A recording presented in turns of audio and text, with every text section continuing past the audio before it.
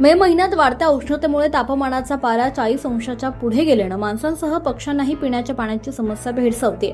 या पार्श्वभूमीवर नाथश्री फाउंडेशनतर्फे पक्ष्यांसाठी पिण्याच्या पाण्याची विशेष व्यवस्था करून सामाजिक बांधिलकी जपणारा उपक्रम राबवण्यात आला। दिनांक 16 मे 2026 रोजी चिंचोळ शिवार, चांगदेव शिवार आणि हरताळ शिवार परिसरातील विविध ठिकाणी पक्ष्यांसाठी पाण्याच्या टोपल्या ठेवण्यात आल्यात। उन्हाच्या तीव्र झळामध्ये पक्ष्यांनाही पाण्याची कमतरता भासू नये आणि त्यांना दिलासा मिळावा या उद्देशाने हा उपक्रम राबवण्यात आला।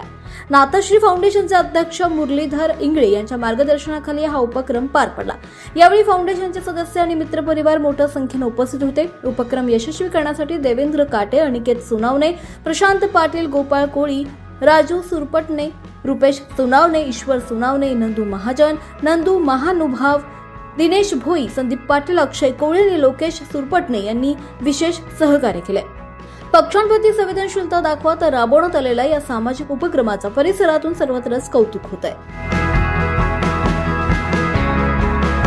24 लाईव्ह महाराष्ट्र न्यूजसाठी पंकज तायडे, मुक्ताईनगर।